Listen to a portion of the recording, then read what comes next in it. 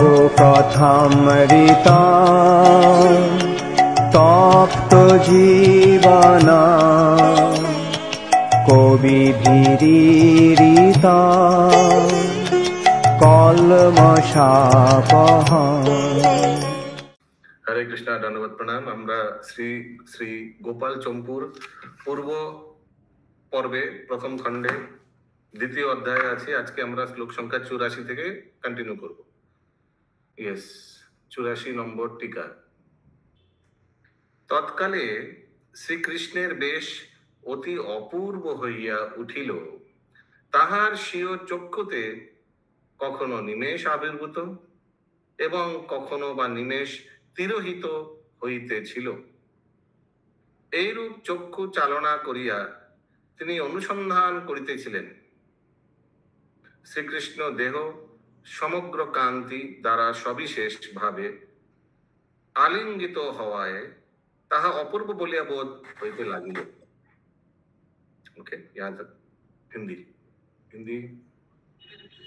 प्रभु जी, उस समय श्री कृष्ण का वेश अपूर्व हो रहा था। उनके नेत्र कभी निमेष रहित कभी निमेष सहित हो रहे थे। ऐसे निज नेत्रों को प्रेरित कर सभा में कौन आया है कौन नहीं आया, इस बात का अनुसंधान कर रहे थे। अथवा निमेष रहित प्रसिद्ध है खुलना जिसका। ऐसे सभी स्वजनों की जो दृष्टि उस दृष्टि को भेजकर ही जिनका अन्वेषण किया जा रहा है, अर्थात उस समय सभी सभासद श्री कृष्ण को टकटकी लगाकर एकतान वृत्ति से देख रहे थे। कारण श्री कृष्ण का विग्रह समस्त कांति द्वारा विशेष भाव से आलिंगित होकर अपूर्व शोभा का विस्तार कर रहा था। এই প্রকারে সমস্ত সজ্জনগণ পরম আনন্দ লাভ করিয়া শ্রীকৃষ্ণের রূপে নিমগ্ন হইলেন। অতঃপর বংশ পরম্পরা ক্রমে মাননীয় কোনো একজন স্তুতি পাঠকার্য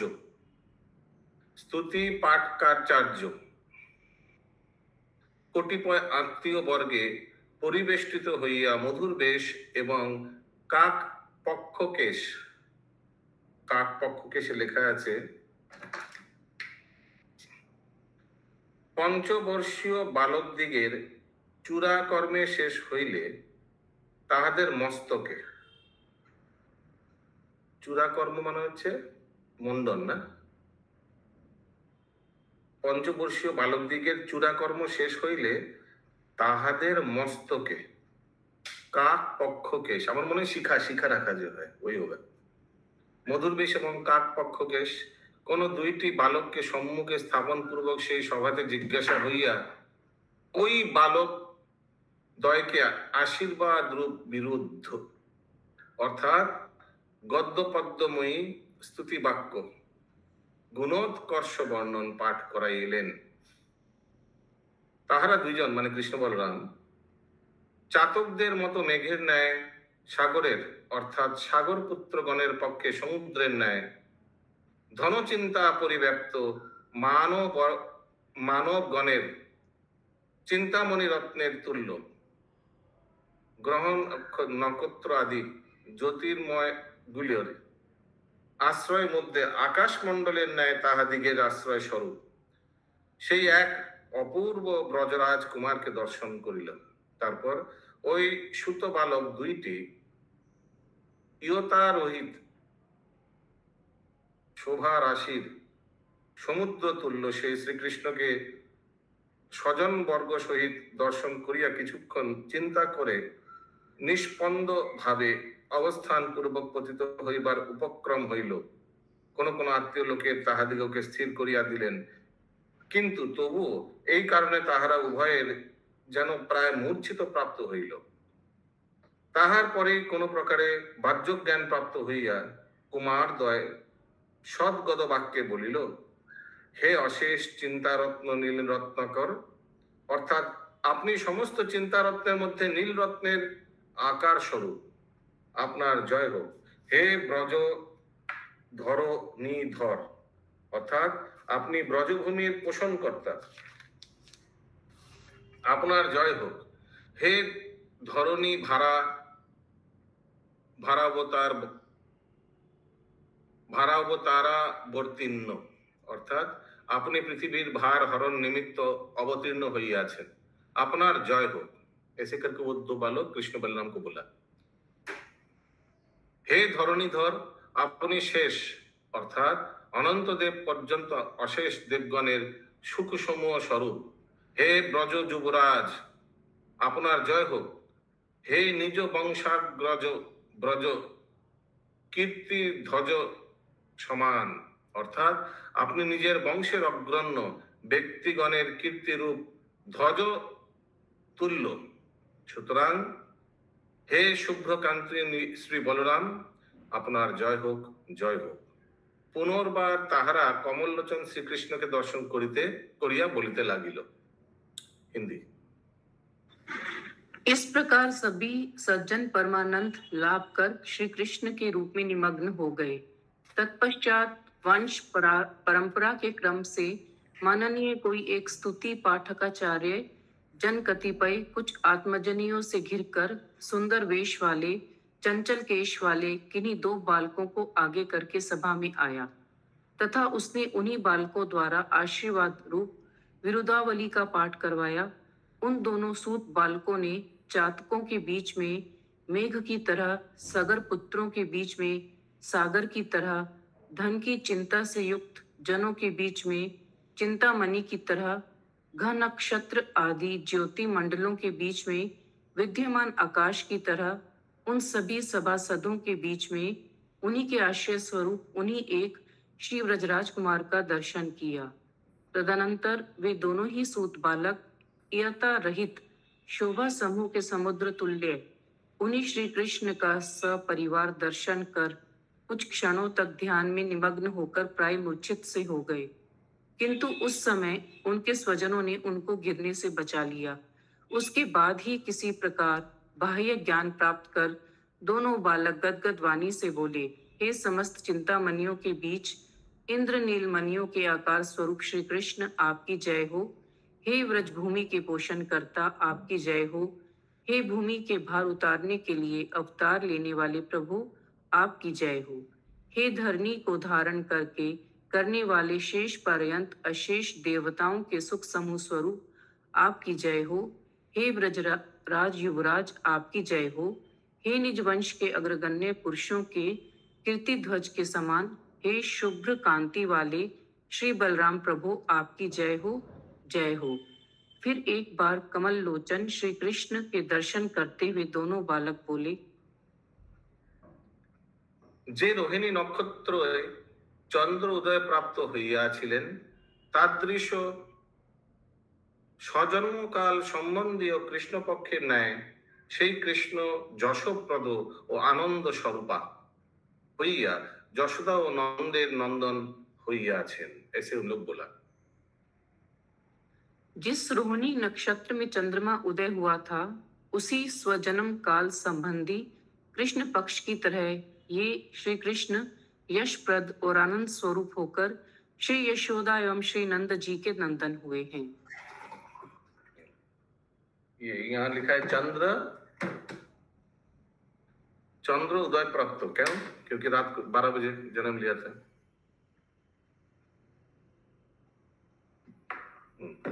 अगला अनुवाद। पुनर्बार माने वही सभा में दो लड़का इन लोगों को स्तुति कर रहे हैं कृष्ण बलराम को। पुनर्बार आश्चर्यान्वित হইয়া বলিল, পণ্ডিতেরা যে যশকে প্রশংসা করিয়া থাকেন এই সকল বাক্য মিথ্যা, কারণ তাহা সকল স্থানে বারংবার নির্মল হইয়া থাকে। অর্থাৎ সর্বদাই সকলের যশকে কবিগণ নির্মল রূপেই বর্ণনা করিয়া থাকেন।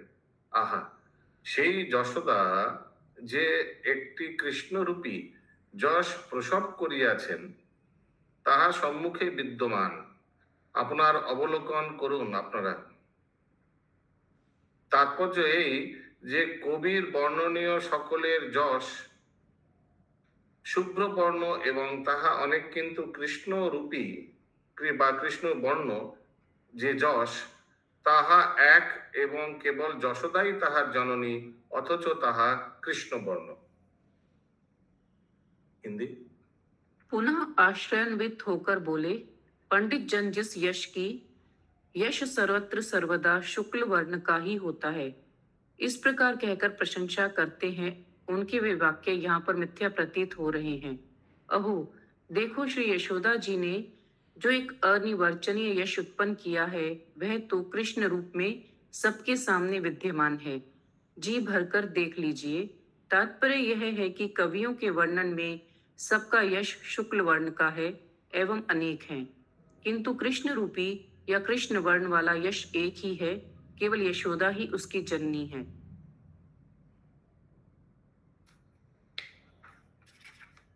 তারপর শ্রীমান ব্রজরাজ সুমধুর বচনে বলিতে লাগিলেন। ব্রজরাজ ব্রজরাজ সুত মানে নন্দ মহারাজ বলনে লাগা, হে রত্নচূড়, তুমি সমস্ত সুত বংশীয়দের মস্তকের রত্ন স্বরূপ। এই সুকুমার बालक दुईटी के? এই सुकुमार बालक माने वो भरी सभा में दो बालक आ गया था ना और इन लोग को स्तुति किया, तो नंद महाराज पूछ रहे इन लोग कौन है? यस सलोनी माता जी। हरे कृष्णा प्रभु जी, ये इन्होंने यशोदा जी को क्यों जननी बोला? या तो उनको भी बोलते हैं, देवकी जी को भी। उन्हीं जननी तो वो है, ये माँ है। मतलब ऐसे ही पूछा प्रभु जी मैंने।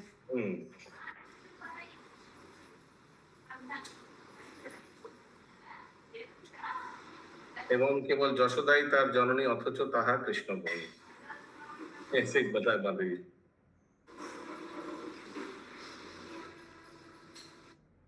তাৎপর্য এই যে কবির বর্ণনায় সকলেই যশ শুভ বর্ণ এবং তাহা অনেক, কিন্তু কৃষ্ণরূপী বা কৃষ্ণবর্ণ যে যশ তাহা এক এবং কেবল যশোদাই তাহার জননী অথচ তাহা কৃষ্ণবর্ণ।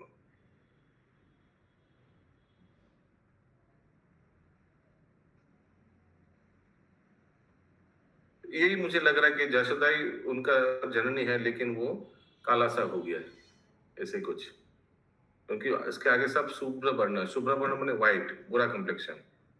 कविर वर्णना सकलेई जस शुभ्र वर्ण, माने ये कवि जो वर्णन कर रहा है, जिनका भी जस वर्णन करे वो सब शुभ्र वर्ण है, माने व्हाइट कलर, गोरे। এবং তা অনেক, কিন্তু কৃষ্ণরূপী বা কৃষ্ণবর্ণ যে যশ তাহা এক এবং কেবল যশোদা তাহার জননী তাহার অথচ কৃষ্ণবর্ণ। মানে ये आश्चर्यचकित है कि कृष्ण वर्ण है लेकिन यशोदा माँ उनका जननी है। यस पंकज प्रभु। हरे कृष्णा प्रभु जी। यहाँ से ये बोल रहे हैं ना कि शुक्ल वर्ण वाले जो मतलब जो गोरे या श्वेत वर्ण वाले होते हैं वो तो लोग मानती हैं कि वो मतलब यशपान होते हैं, लेकिन एकमात्र कृष्ण ही है जो कि वो कृष्ण वर्ण वाले हैं लेकिन वो बहुत मतलब यशस्वी है। तो मतलब ऐसे शुक्ल वर्ण वाले तो बहुत सारे यश है, लेकिन कृष्ण वर्ण में केवल एक ही यशस्वी है, वो है कृष्ण। उनको जन्म देने वाली है यशोदा माता, इसलिए वो भी एक्सक्लूसिव है।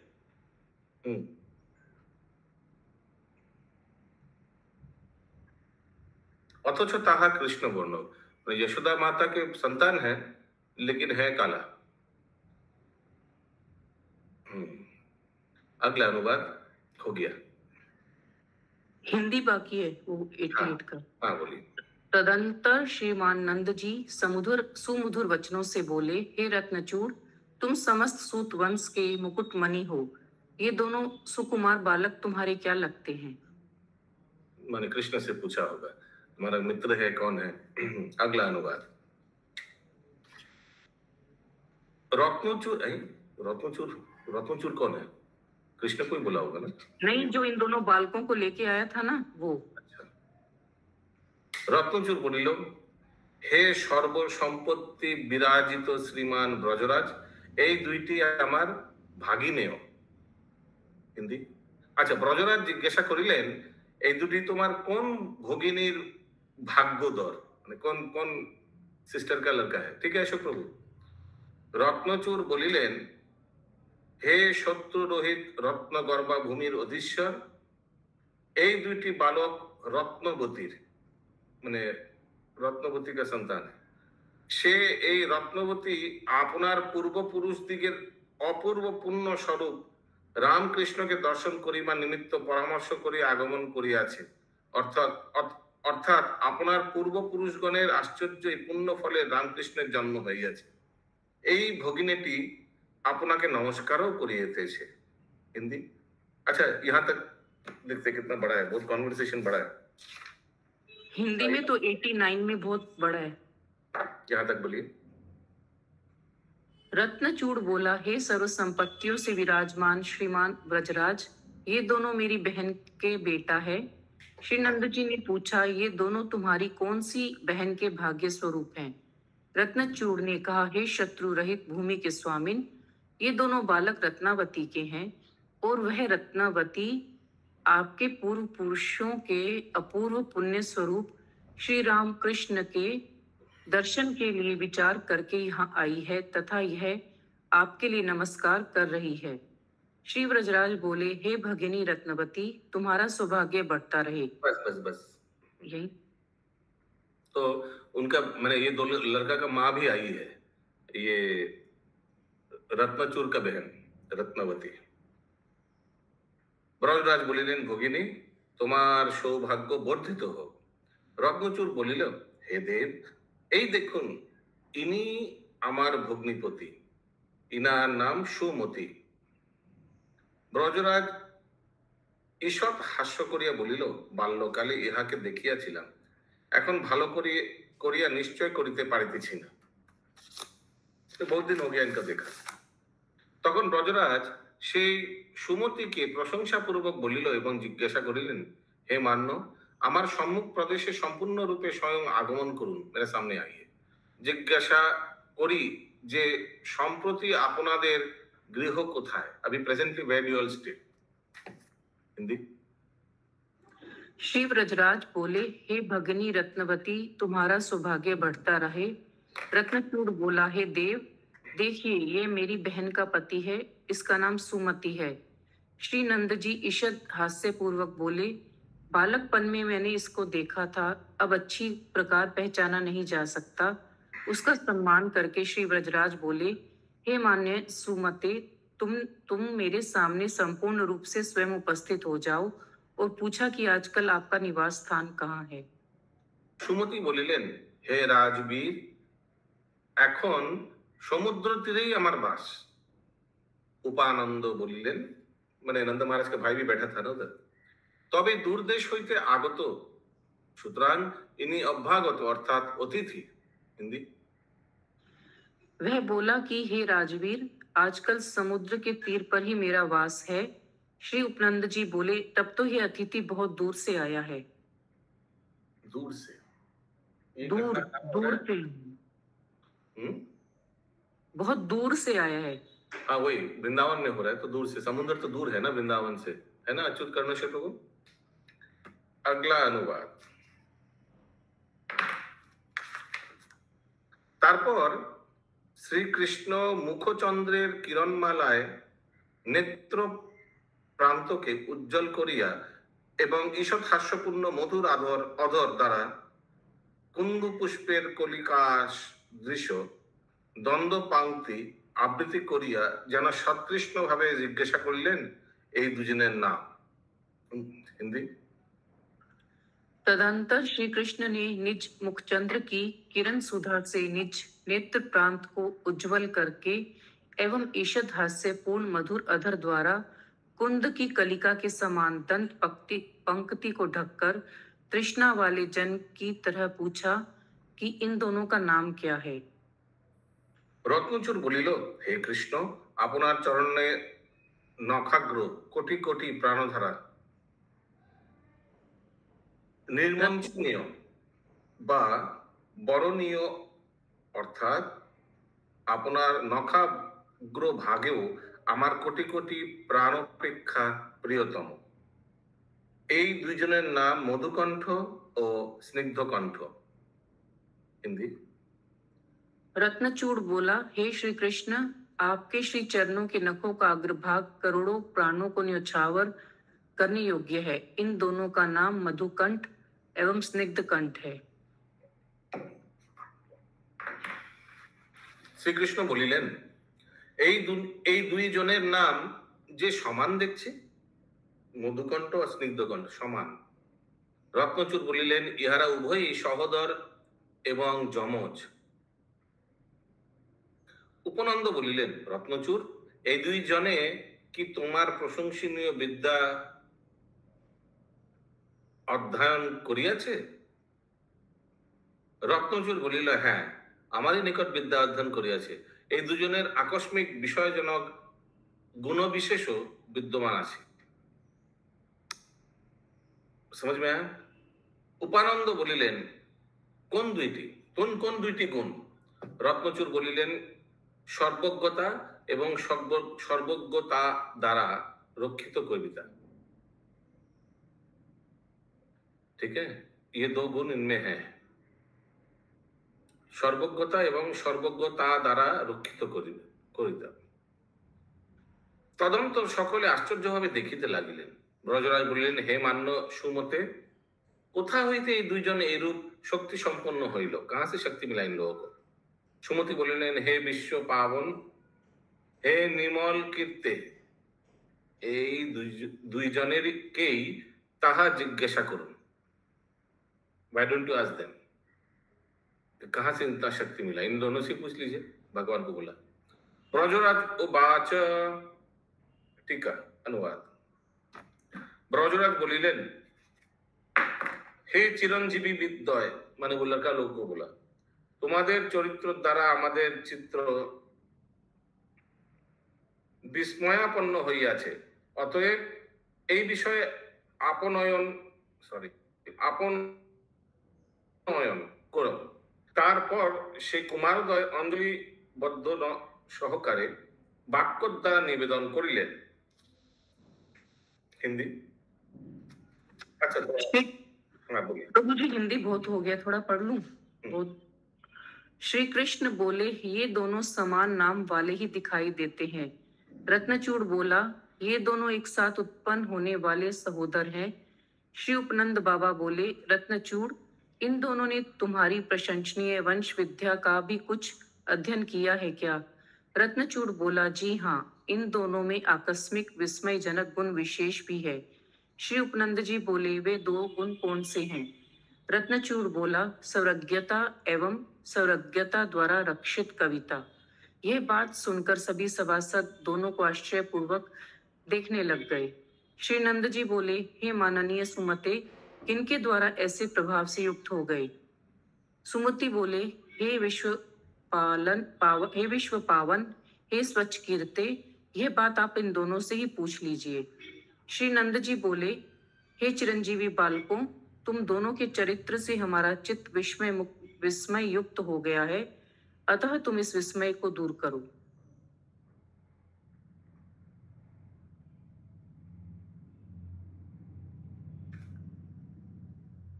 তারপর সেই সুকুমারদ্বয় অঞ্জলি বন্ধন সহকারে মানে হাত জোড়কার বাক্য দ্বারা নিবেদন করিল, হে গোলক লোকদেব, অর্থাৎ আপনি গোলকাস্থ লোক সকলের রাজা, আমাদের বিদ্যা বিষয়ে শ্রী গুরুদেবের অনুগ্রহই সর্বত্র অনিবার্য, কারণ জানিবেন আপনার পূজ্য ব্যক্তি, সুতরাং আপনারই ইহা অনুভব করতে পারেন।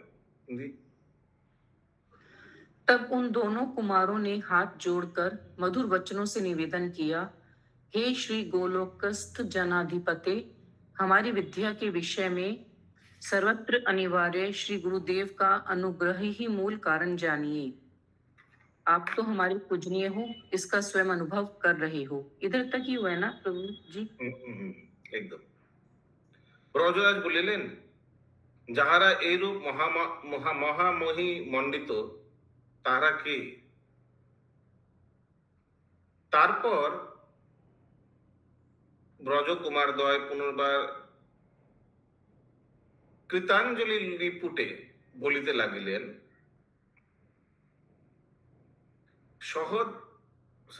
সুগৃহী তনামধ্যে, অর্থাৎ প্রাতঃস্মরণীয় এবং মন্দির জন্যে ভাগ্যস্বরূপ সর্ববেশু অচেতন শ্রী দেবর্ষি চরণ अर्थात महामान्य श्री नारद। समझ नहीं आया हिंदी? श्री नंद जी ने पूछा, जो ऐसी महान महिमा से युक्त है वे तुम्हारे श्री गुरुदेव कौन है? तदंतर वे दोनों हाथ जोड़कर बोले, प्रातः स्मरणीय एवं हम जैसे दुरात्माओं के भी भाग्य स्वरूप सर्व सुखों की वर्षा करने वाले पूज्य चरण देवऋषि श्री नारद जी महाराज हैं। তারপর সকলে বলিলেন, তবে ইহা আশ্চর্য নয়। পুনর্বার কুমারদ্বয় বলিল, সম্প্রতি যাহার উপদেশে আমরা বৃন্দাবনে প্রবেশ করেছিলাম, বৃন্দাবনে প্রবেশে আগমন করিয়াছি এবং নিশ্চয়ই যাহা অনুগৃহ প্রবশত দেবগণের দুর্গম জ্ঞান স্বরূপ, তাহার যাহার চিন্তা করিলে ভবতাপ অপনীত হয়, আপনার সেই এই গোলক নামক বৈভব পূর্ণ প্রদেশে প্রবেশ করিয়া নৈকট্য সম্বন্ধ প্রাপ্ত হইয়াছে। हिंदी? सभी सभासद बोले, तब तो यह कोई आश्चर्य नहीं है। फिर वे दोनों कुमार बोले, इस समय जिनके उपदेश से हम श्री वृंदावन प्रदेश में आए हैं एवं निश्चय ही जिनके अनुग्रह से देव गण दुर्गम ज्ञान स्वरूप तथा जिसके चिंतन मात्र से संसार के संताप नष्ट हो जाते हैं, आपके उसी इस गोलोक नामक वैभव पूर्ण प्रदेश के प्रवेश में आपसे निकटतम संबंध प्राप्त कर पाए हैं। यह सुनकर सभी सभासद उन दोनों को आश्चर्यपूर्वक देखने लग गए। পুনর্বার সকলে আশ্চর্য রূপে ইহা দর্শন করতে লাগিল। 91 यहाँ तक हुआ। অনুবাদ 92। তারপর শ্রীকৃষ্ণ এইরূপ চিন্তা করিতে লাগিলেন যে, হ্যাঁ, আমার স্মরণ হইল, বহুকাল পর এই দুইজনের আগমন দেখিয়া ইহদিগকে মনে হইল। हिंदी? तदंतर श्री कृष्ण इस प्रकार विचारने लगे, हाँ हाँ, मुझको भी बहुत समय के पश्चात इन दोनों का आना स्मृतिमय याद आ रहा है।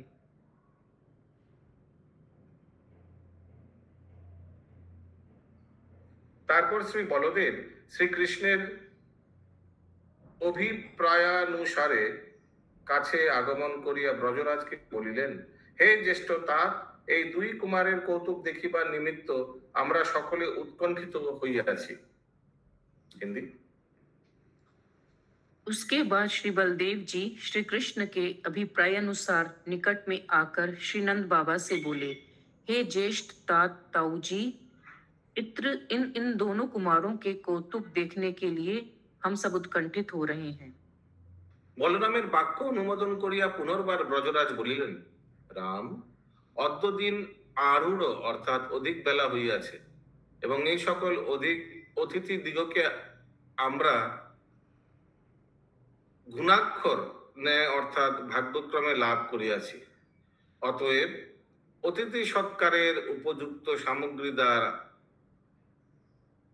অদ্য ইহাদের যথাযথ আতিথ্য কার্যের জন্য ব্যবহার করো। অতএব অতিথি সৎকারের উপযুক্ত সামগ্রী দ্বারা আদ্য ইহাদের যথাযথ अतिथ्य कार्य ব্যবহার করো, মানে इन दोनों को कुछ सामान दो, गिफ्ट दो, ऐसे बलराम जी को बोला। তারপরে পার্শ্ববর্তী ব্যক্তিদিগকে আদেশ করিলেন, ইহাদের নিকট প্রচুর পরিমাণে বর্ষ ভোগ্য সমগ্র সামগ্রী দান করো। আমাদের যেরূপ প্রচুর সামগ্রী আছে, ইহাদেরও যেন সেই রূপ সামগ্রী থাকে, অর্থাৎ গৃহস্বামী ও অতিথির খাদ্য বিষয়ে যেন প্রভেদ না হয় এবং প্রাতকাল হইতে আরম্ভ করিয়া কৌতুক দেখিবার নিমিত্ত सौभाग्य आह्वान करो। हिंदी? बलदेव जी के वाक्यों का अनुमोदन कर श्री व्रजराज पुनः बोले, लाला बलराम, आज दिन बहुत चढ़ गया है और ये अतिथि जन भी हमें देव योग से मिले हैं, अतः अतिथि सत्कार के उपयुक्त सामग्री द्वारा आज तो इनका यथा योग्य सत्कार करो। पास में बैठे हुए कार्यकर्ताओं को भी आदेश दिया कि इन सबके लिए 1 वर्ष तक उपभोग्य के योग्य अति उत्तम संपूर्ण सामग्री दे दीजिए। वह सामग्री भी हमारी जैसी ही होनी चाहिए, अर्थात गृह स्वामी और अतिथि के खाद्य पदार्थों में कोई भेद ना रहे, ऐसी व्यवस्था कीजिए तथा कल प्रातः काल से आरंभ करके कौतुक देखने के लिए सभी सभासद बुलवाइए। Yes, पंकज प्रभु। हरे कृष्णा प्रभु जी, ये हरे। नंद महाराज जो लाला बलराम बोल रहे हैं, केवल बलदेव जी को लाला बलराम बोल रहे हैं या फिर लाला कृष्ण को और बलदेव जी को बलराम बोल रहे हैं? नंद महाराज लाला बलराम कहाँ बोला? यही बोले ना, यहाँ हिंदी में आया बलदेव जी जब उनको बोलते हैं कि इनसे हम लोग कथा सुनना चाहते हैं, इनका कौतुक देखना चाहते कृष्ण बोल हैं। रहा है, कृष्ण बलदेव जी को बोला कि तुम भी इन लोग के लिए थोड़ा गिफ्ट आयोजन करो। नहीं, उसके बाद में देखिए ब्रजराज पुनः बोले, बलदेव जी का बोलने के बाद में ब्रजराज फिर बोल रहे हैं। मिलियन राम, हाँ अच्छा, इसके बाद देख रहा है, उसके आगे मैं देख रहा था, उसके आगे तो भगवान ने बोला उनको गिफ्ट देने के लिए, फिर नंद महाराज बोल रहे हैं और 2 दिन आरो अथ, हाँ बोलिए, हाँ सही बोल रहा है, बोलिए क्या प्रश्न है? लाला बलराम बोल के और संबोधन करें तो लाला बलराम बलदेव जी को अकेले कोई बोल रहे हैं या दोनों को एक साथ संबोधन करें? कृष्ण हमारे यहाँ से राम लिखा है, राम माने बलराम। क्या लिखा है बेंगलोर में? राम, अच्छा, तब खाली बलराम जी, बलदेव जी बोला, मैंने थोड़ा गिफ्ट जो है इनको लोग दोनों को दो। अगला अनुवाद 94। तारपर समुदाय ब्रजवासीगण उपनंदके अग्र करिया निज निज आनंद प्रकाश करिले तथा সেই সকল সুতগণ ক্লেশ বিসর্জন করিলে অবশেষে উপযুক্ত ভোগ্য এবং ভোগ্য বস্তুর দ্বারা তাহাদিগকে বিদায় করিয়া হইল। এই সকল কার্যে মধ্যাহ্নকাল শীঘ্র অতীত হইল, মানে দোপেরা বাজিয়া ইহা নন্দ মহারাজকে নিবেদন করিয়া সকল তত্ত্বদর্শী মহাসত্য সম্পন্ন শ্রীকৃষ্ণ বলরাম আদির সহিত গমন করিয়া সেই ব্যক্তিদিগকে নমস্কার পূর্বক কথায় হইতে নিষ্ক্রান্ত হইয়া प्रस्थान करिलेन। हिंदी। उसके बाद समस्त ब्रजवासियों ने श्री उपनंद को आगे करके बुलाने के विषय में अपना अपना आनंद प्रकाशित किया तथा उन सब सूत जनों के मार्ग का परिश्रम दूर करने के बाद उचित भोज्य भक्ष्य भोग्य वस्त्रादि वस्तुओं द्वारा उनकी विदाई की गई। इन सब कार्यों के करते कराते मध्याह्न शीघ्र ही बीत गया। यह सब श्री नंद जी को जनाकर सकल तत्वदर्शी अति पराक्रमशाली श्री बनमाली भी श्री बलराम आदि सखाओं के सहित चलकर उन व्यक्तियों के नमस्कार पूर्वक सभा भवन से बाहर निकलकर वन के लिए चल दिए।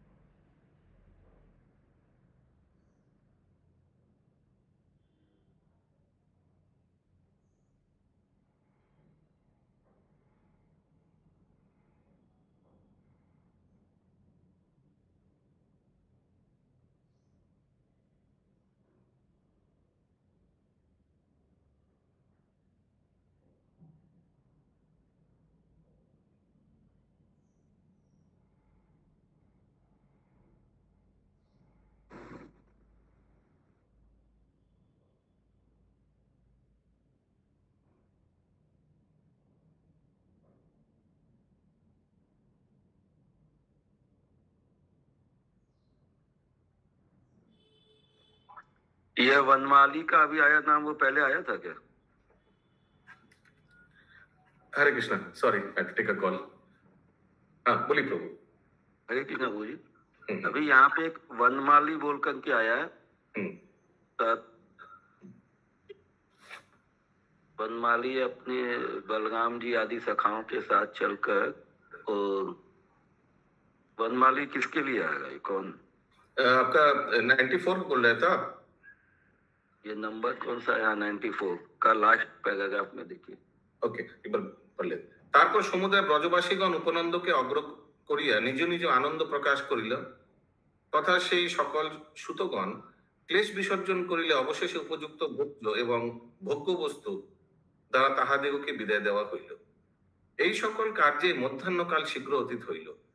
ইহা নন্দরাজকে নিবেদন করিয়া সকল তত্ত্বদর্শী মহাসত্য সম্পন্ন শ্রীকৃষ্ণ বলরামাদিগের সহিত গমন করিয়া সেই ব্যক্তিদিগকে নমস্কার পূর্বক তথা হইতে निष्क्रांत होइया प्रस्थान करिलेन। कहाँ आया? वो बंगाली में नहीं आया, हिंदी में आया वनमाली, वो शायद कृष्ण के लिए लिखा है। ओके, अगला अनुवाद 95। तथाय मैंने सबको प्रणाम कर दिया, अभी सब सभा में सब घर घर चला गया, सबको गिफ्ट दिया, प्रणाम किया, सब चला गया। तथाय सुहृदगणेर बुद्धि এই রূপ বিচার করিতে লাগিলে যে শ্রীকৃষ্ণ ধেনুগণের অনুগমন করিতেই প্রস্থান করিয়াছেন। এক সেকেন্ড।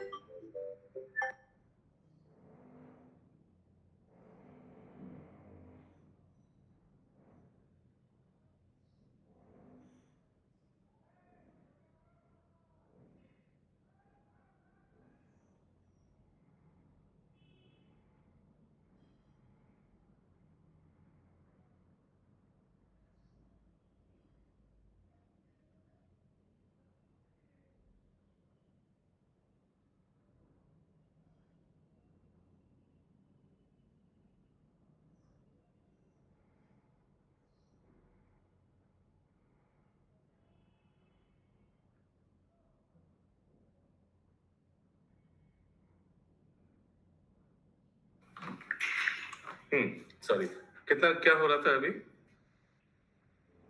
95 पढ़ेंगे, अब बंगाली वाला 95।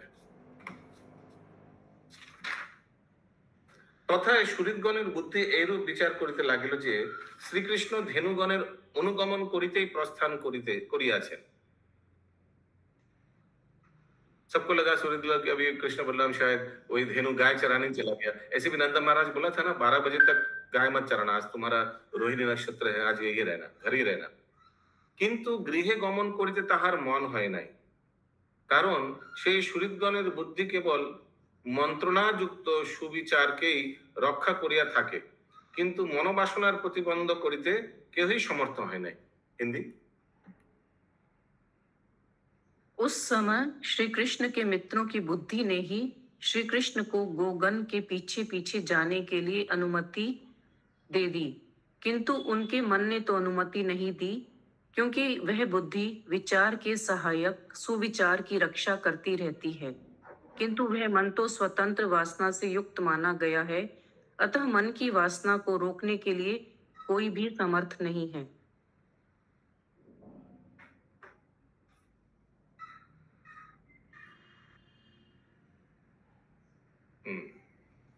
তারপর শ্রীকৃষ্ণ বলরাম ও বন্ধুবর্গের সহিত মিলিত হইয়া বনে প্রস্থান করিয়া বংশীধ্বনি করিলেন। যে বংশীধ্বনি শ্রবণ করিয়া সম্মুখবর্তী বৃক্ষগণেরও সম্যক সুপর্ণতা অর্থাৎ শাখা পল্লবাদি যুক্ত শোভা প্রকাশ পাইল, কিন্তু যাহারা পশ্চাতে অর্থাৎ অতি দূরে থাকিয়া ওই ধ্বনি শ্রবণ করিতে পারিল না, তাহাদের অত্যন্ত শূন্যতা বা শোভাহীনতাই প্রকাশ পাইল। হিন্দি। तदंतर श्री कृष्ण ने श्री बलदेव एवं मित्र मंडल के साथ वन के प्रति चलकर विशाल मुरली बजाई, जिसके श्रवण से सम्मुखवर्ती वृक्षादि स्थावरों की संपूर्णता अर्थात शाखा पल्लवादि युक्त शोभा प्रकाशित हो गई, किंतु जो वृक्ष आदि पीछे की ओर बहुत दूर होने के कारण इस मुरली ध्वनि को नहीं सुन पाए, उनकी ओर तो अत्यंत शून्यता अर्थात शोभाहीनता सी हो गई।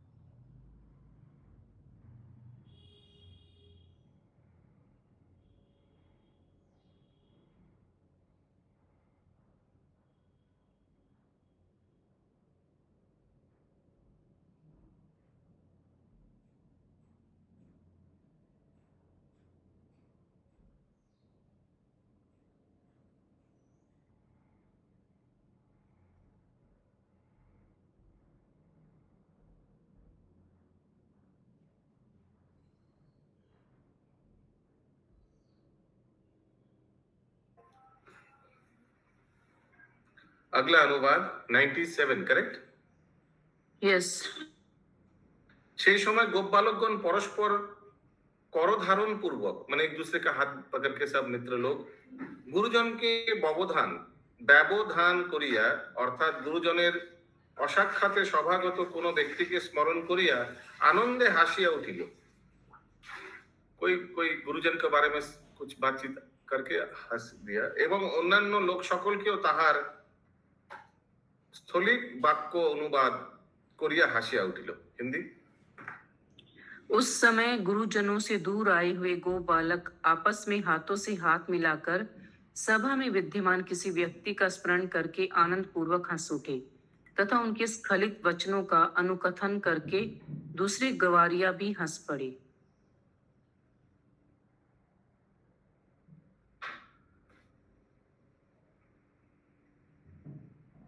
হাস্যরস কথঞ্চিত নিবৃত্ত হইয়া আসিলে বলরাম মধুমঙ্গলকে লক্ষ্য করিয়া বলিলেন, হে কুটিল মধুমঙ্গল, মাতৃগণ যখন আমাদের নিয়া যাইতেছিলেন তখন তুমি অস্পৃষ্টার অক্ষরে বলিয়াছিলে যে, হে ব্রজেশ্বরী, আমি আপনাকে নির্জনে একটি কথা বলিব, কিন্তু তাহারা গৃহকার্যে অবিষ্ট চিত্ত থাকায় তাহা শুনিতে পাই নাই।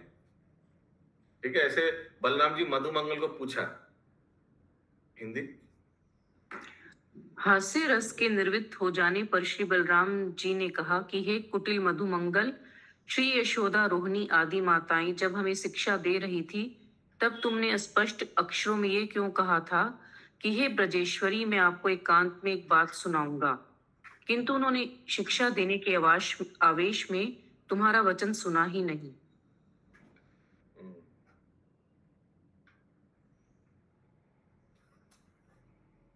মধুমঙ্গল উচ্চ হাস্যপূর্বক চক্ষু মুদ্রিত করে মৌন অবলম্বন করিয়া থাকিলেন, কুছ বলা নেই, এবং ক্ষণকাল পরে বলিলেন, হায়, যদিও সেই কথা অত্যন্ত সুখের আস্পদ বটে, তথাপি বোধ হইতেছে যেন আমি তাহা ভুলিয়া গিয়াছি।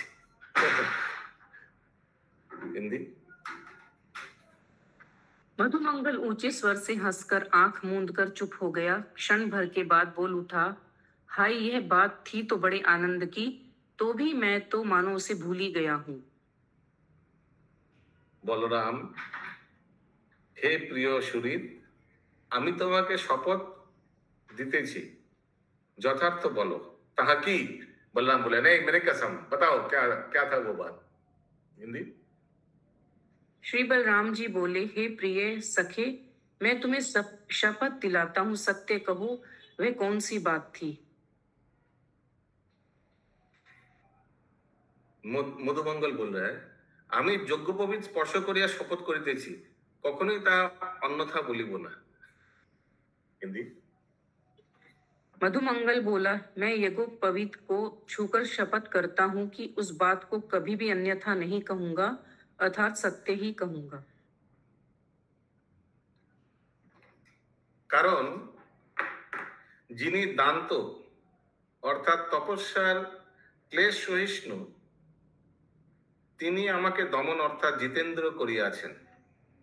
যিনি শান্ত হৃদয়, তিনি আমাকে সমগুণাবলম্বী করিয়াছেন।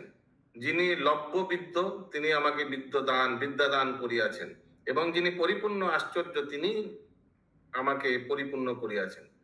যদিও তিনি প্রচ্ছন্ন হইয়া আমার মিথ্যা বাক্য আচ্ছাদিত করিয়াছেন, সেই সমস্ত অস্পৃষ্ট অভীষ্ট পূরক গুণ আমি কিরূপে পরিত্যাগ করিব? কিন্তু তোমাদের দুইজনের এবং বধূগণের আজ্ঞা জানিতে পারিলে নিবেদন করিব, পরন্তু বধূগণের যদি আজ্ঞা না হয় তবে জানাইব না। হিন্দি। कारण यह है कि जितेंद्रिय आचार्य ने मुझे जितेंद्रिय बनाया है, शांत चित्त वाले ने मुझे शांत बनाया है, ज्ञानी गुरुदेव ने मुझे ज्ञानी बनाया है, एवं स्वतः परिपूर्ण आचार्य ने मुझको परिपूर्ण किया है, और योग शक्ति से छिपे हुए उसी आचार्य ने मेरी मिथ्या वाणी भी छिपा दी है। अतः स्पष्ट ही अभीष्ट देने वाले उन पूर्वोक्त गुणों को मैं कैसे त्याग दूं?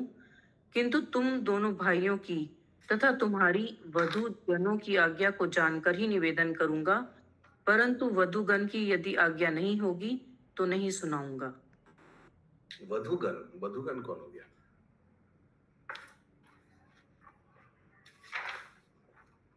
কিন্তু তোমাদের দুইজনের এবং বধূগণের আজ্ঞা জানিতে পারলে নিবেদন করিব। वधुगण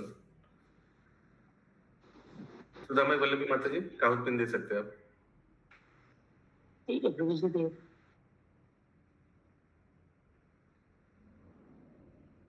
अगला अनुवाद 101।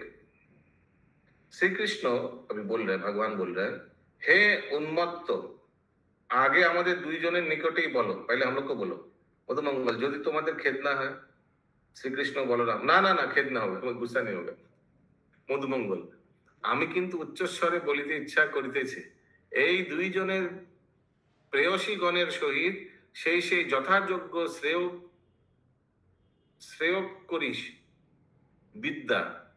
শ্রেয়স্করী বিদ্যা তথাপি অবিচ্ছিন্ন রূপে বিদ্যমান আছে, যেহেতু বারংবার বনমধ্যেই প্রণয় কলহের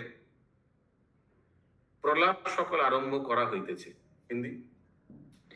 श्री कृष्ण बोले, अरे पागल, पहले हम दोनों के ही आगे ही कह दे।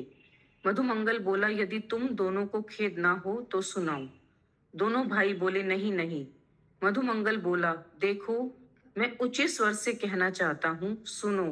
इन दोनों की प्रेयसी गोपियों के सहित वह यथा योग्य श्रेष्ठ करी विद्या आज भी अविच्छिन्न रूप से विद्यमान है, जिस कारण से वन के भीतर भी बारंबार प्रणय कलह का समस्त प्रलाप समूह आरंभ किया जाता है।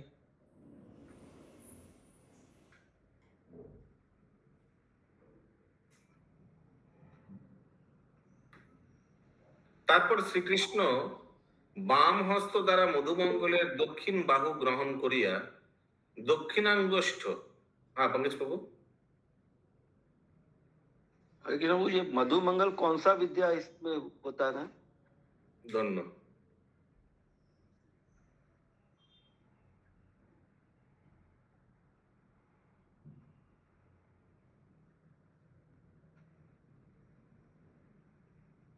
তারপর শ্রীকৃষ্ণ বাম হস্ত দ্বারা মধুমঙ্গলের দক্ষিণ বাহু গ্রহণ করিয়া দক্ষিণাঙ্গুষ্ঠা এবং মধ্যাঙ্গুষ্ঠা দ্বারা তদীয় অধরপুট মৃদুভাবে নিষ্পীড়ন করে ঈষৎ হাস্য প্রকাশ পূর্বক বলিলেন, উত্তম মার্জিত পট্টরজ্জু রেশম সূত্র দ্বারা এই অধরখানি শিবন মানে সেলাই করিয়া দি। तुम्हारा होठ মানে कुछ बोलेगे नहीं, तुम्हारा मुंह सील देते हैं, तुम किसी को बोल नहीं पाओगे। তাহা হইলে বিপ্রকীর্ণ বুদ্ধি অর্থাৎ অনিষ্টকারিণী বুদ্ধিতে পরিপূর্ণ আমার এই মিত্র ব্রাহ্মণটি মৌনভাব অবলম্বন করিবে। कुछ बोल नहीं पाएगा किसी को। মধুমঙ্গল কিন্তু সেই রূপ মুদ্রিত মুখেই রহিলেন, ও মুখ বন্ধ করে রাখো, মুখ নেই খোলা। তখন তাহার মুখ হইতে নিষ্ঠিপন মানে থুতু বাহির হইতে লাগিল। মুখ বন্ধ করে রাখা না ইতনা দের সে। সুতরাং তিনি দ্রুত উচ্চারিত ও লুপ্ত বর্ণ বচনে ব্যক্ত করিলেন, তথা চেত, অর্থাৎ আমার মুখাচ্ছাদন করাই যদি তোমার অভিপ্রেত হয়, তথা চেত মানে ঠিক করো, মুখ সেলাই কর দো। তাহলে অন্যত্র দুর্লভ এমন কোন বিষয় আমার মনের লোভ আছে, অর্থাৎ নিজ গৃহে হইতে মৎসন্ডি মানে নিচরি খণ্ড হইল অনয়ন করিয়া সর্বকালের জন্য আমার মুখ পূর্ণ করিয়া দাও। তা হইলে কি প্রকারে বা কি নিমিত্তেই বা বাক্য ব্যয় করিব? এইরূপ কারোকেই শিবন অর্থাৎ সেলাই করা বলে। বলরাম ঈষৎ हास्य पर्व। हिंदी। तब श्री कृष्ण अपने बाएं हाथ से मधुमंगल का दाया हाथ पकड़कर अपने दाहिने अंगूठे एवं बीच की अंगुली द्वारा उसके अधरपुट को धीरे से दबाकर मुस्कुराते हुए बोले, यदि अच्छी प्रकार बटी हुई रेशमी डोरी से यह मुख सी दिया जाए, तब तो विक्षिप्त बुद्धि वाला यह मेरा मित्र ब्राह्मण मुनि बन जाता। किंतु मधुमंगल तो उसी प्रकार मूंदे हुए मुख से ही थूक के सहित शीघ्रता पूर्वक अधूरे शब्दों से अपने भाव को व्यक्त करने लगा। देखो भाई, मेरा मुख बंद करना ही यदि तुम दोनों को अभी प्रेरित है तो एक काम करो, मेरे मन को लुभाने वाली अनयत्र दुर्लभ बहुत सी मिश्री को अपने घर से लाकर हर समय मेरा मुख भरते रहो। ऐसा करने पर फिर मैं किस प्रकार एवं किस प्रयोजन से वाणी का व्यय करूंगा। खिलाते दो, कंटिन्यूस खाना पीना दे दो, मुंह बंद रहेगा। अच्छा आइडिया। বলরাম ঈষৎ হাস্য প্রকাশ পূর্বক বলিলেন, উৎকোচ অর্থাৎ ঘুষকেই তো আমিষ বা লোক ভজন বস্তু বলে, তাহাও কি ব্রাহ্মণেরা ইচ্ছা করিয়া থাকেন? মানে ये तो ब्राइब देने बोल रहा है, मैंने मुंह सिल मैंने कुछ बोलेगा नहीं, तो ये तो आमिष बोला जाता है, मैं नॉनवेज बोला जाता है। ब्राह्मण क्या लेता है नॉनवेज हिंदी? बस यह कार्य करना भी एक प्रकार की मुख की सिलाई कही जाती है, सेवा भी कहाती है। श्री बलराम जी कुछ मुस्कुराकर बोले, घूस को ही तो आमिष या लोकजनक वस्तु कहते हैं, तब क्या ब्राह्मण उसकी भी इच्छा कर सकते हैं? এইরূপ বলিলে সমস্ত সভ্যগণ হাসিতে লাগিল। তখন সেই পরিহাসপুট বটু মধুমঙ্গল সতৃষ্ণ ভাবে শ্রীকৃষ্ণকে ক্ষণকাল আলিঙ্গন করিয়া তাহাকে আন্দোলিত করে উচ্চস্বরে বারংবার হাসিতে লাগিলেন। ऐसा कहने पर मित्र रूप सभी सभासद जब हंसने लगे, तब परिहास पटु वही वटु मधुमंगल श्री कृष्ण को तृष्णा पूर्वक क्षण भर स्वयं आलिंगन कर झूला की तरह झुलाता हुआ ऊंचे स्वर से बारंबार हंसने लगा। श्री श्री गोपाल चंपू की जय, श्रीला जीव गोस्वामी की जय, श्रील प्रभुपाद की जय।